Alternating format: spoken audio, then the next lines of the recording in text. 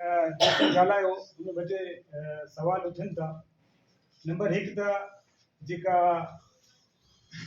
हुकूमती धुरनि ताईं अप्रोच जे हवाले सां उन्हनि ताईं हिन मामले खे पहुचाइण जे हवाले सां आउं पाण ऐं मुंहिंजे बस में जेके ज़रिया हुआ उन्हनि ते असां कमु कयो, घणो कमु कयो आहे। तंहिंजे करे तव्हां रिस्पॉन्स बि ॾिसो पिया।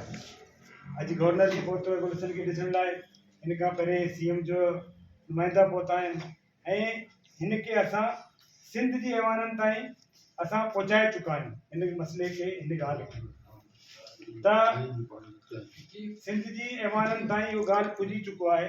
ऐं वधीक जेकॾहिं को प्रेशर डेवलप करिणो आहे त आउं सम्झां थो त असां हिते हिकु कमेटी ठाहे, जेके हिते जा नुमाइंदा आहिनि, जेके हुकूमती ऐवाननि में विहनि था, जंहिंजे हुकूमती ऐवाननि में वास्तो आहे, उन्हनि ताईं इहो ॻाल्हि पुॼाइण लाइ तव्हां जेको आहे वफ़्द बनाए उन्हनि सां मिलो। भले मुंहिंजो बि नालो शामिलु कयो, जेके दोस्त हुजनि सभिनी खे जो नालो शामिलु करे उन सां मिलियो। ऐं बाक़ी मुंहिंजो पंहिंजो तालुक़ु पाकिस्तान मुस्लिम लीग नवाज़ सां आहे त हिते उनजी को तंज़ीम तक़रीबन न हुअण जे बराबरि आहे। लेकिन उन्हनि जो हिते मुस्लिम लीग हाउस आहे, जेकॾहिं तव्हां चाहियो था त हुते तव्हांजी प्रेस कॉन्फ्रेंस आउं रखाए सघां थो, हुते बि वफ़ाक़ी ऐवान ताईं त हीअ ॻाल्हि पुॼी सघे थो असांजे ज़रिए खां। ॿियो हिकिड़े दोस्त चयो त मुंहिंजे ख़्याल सलीम भाउ चयो त असां पहिरीं इन ॻाल्हि खे कंफर्म कयूं त हिते जे डॉक्टरनि जवाबु ॾिनो आहे या हिते जी डॉक्टर हिन इलाजु करे सघनि था या नथा करे सघनि। ॻाल्हि इलाजु थियण या न थियण जी न आहे, ॻाल्हि आहे क्वालिटी इलाज जी। हिते को बि डॉक्टर कॾहिं बि तोखे जवाबु कोन ॾींदो। मेमनकोट वारे डॉक्टर में वञ न, मरीज़ मरण ते हूंदो बि हुनखे जवाबु कोन ॾींदो त हीउ मरण ते आहे त आउं हिनजो इलाजु करे नथो सघां, कॾहिं कोन जवाबु ॾींदो। कहिड़ो बि डॉक्टर हुजे, चाहे आगा खान हुजे, चाहे डाओ हुजे, चाहे जिना हुजे, या आम असांजो हिते मेमनकोट जो, काठौर जो, मलीर जो, किथे जी बहिराणी जो बि डॉक्टर हुजे, कॾहिं उहो मरीज़ खे जवाबु कोन ॾींदो त हीउ मरीज़ जो इलाजु करे कोन थो सघे। इलाजु क्वालिटी जेका ट्रीटमेंट आहे उहो पाकिस्तान में न आहे। अगरि हुजे हा न, असांजा जेके लीडर आहिनि उहे ॿाहिरि न पियल हुजनि, ॿाहिरि इलाजु न कराइनि, ठीकु आहे न। उन्हनि खे ख़बर आहे, उन्हनि खे ख़बर आहे हिन मुल्क जी छा हालत आहे, उन्हनि खे ख़बर आहे हीउ मुल्क केतिरो हली सघे थो, उन्हनि खे ख़बर आहे, तॾहिं हू पंहिंजा असां सभु ॿाहिरि शिफ्ट करे असांखे हिते कीड़े मकोड़े वांगुरु मरण लाइ असांखे छॾे ॾींदा आहिनि। जेके जनरल आहिनि, जेके जज आहिनि, जेके सियासतदान आहिनि, इहा हिकिड़ो तल्ख़ हक़ीक़त आहे, लेकिन आहे इहा हक़ीक़त। उन्हनि खे ख़बर आहे असांजे अस्पतालनि जी हालत छा आहे, असां पुठियां छा बनाए वेठा आहियूं, असां वटि कहिड़ो एडमिनिस्ट्रेशन आहे, तॾहिं हू जेको आहे हिते इलाजु कोन था कराइनि। इलाजु थिए या न थिए, लेकिन क्वालिटी हिते उन इलाज जी आहे कोन।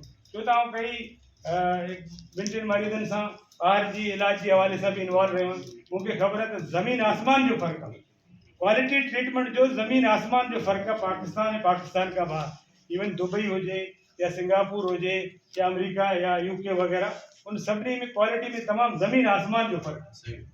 हीअं आहे जीअं हिते असांजे बहिराणी जो को डॉक्टर ऐं आगा खान जो डॉक्टर में जेतिरो तफ़ावत आहे क्वालिटी जो, उहो ई तफ़ावत हिते ऐं हिते खां ॿाहिरि जी डॉक्टरनि ऐं हिते जी ॿाहिरि जी अस्पतालनि में क्वालिटी जेका ट्रीटमेंट जी क्वालिटी आहे, जिते हुते इक्विपमेंट आहिनि, उन्हनि जे तमामु ज़मीन आसमान जो फ़र्क़ु आहे। उहो तमामु अॻियां निकिरी चुका आहिनि, असांजी सोच खां ॿाहिरि, जेतिरी असांजी सोच आहे उन खां अॻियां उहे निकिरी चुका आहिनि। इलाज जे हवाले सां, बाक़ी तरक़ी जे हवाले सां असां तमामु घणो पुठियां आहियूं।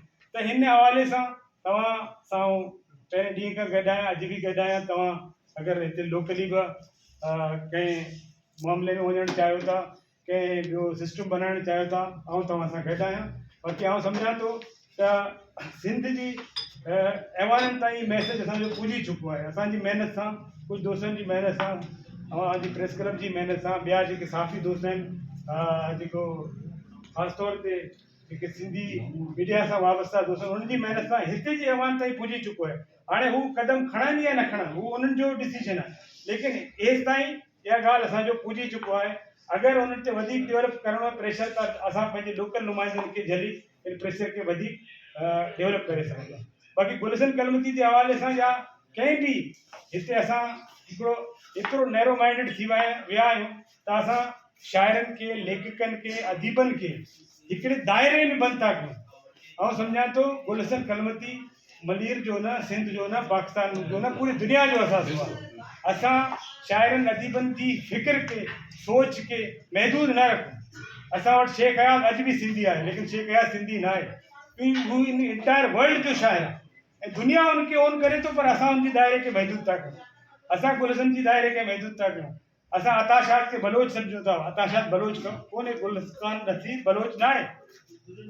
ये पूरी इंटायर यूनिवर्स जा शाइर आहिनि, यूनिवर्स जा अदीब आहिनि। असांजी जेका नैरो माइंड सोच आहे, उन नैरो माइंड जी सोच जी करे असां अॼु पुठिते आहियूं। अॼु असांजो रस्तो ई ग़ाइबु थी वियो। असांखे ख़बर न आहे असांखे केॾांहुं वञिणो आहे। हुजूम जी शिकल इख़्तियार करे चुका आहियूं।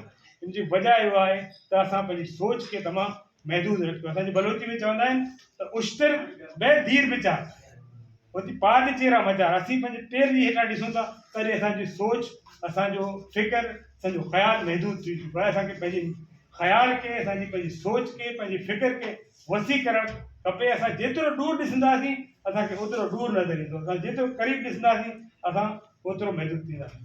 बाक़ी जेको तव्हां कमेटी ठाहियो, जेको मूं ते जेको ज़िमेदारी आहे, कादर बख़्श जे तव्हां विझणु चाहियो था, आउं हाज़िर आहियां तव्हां सां गॾु। वॾी महिरबानी।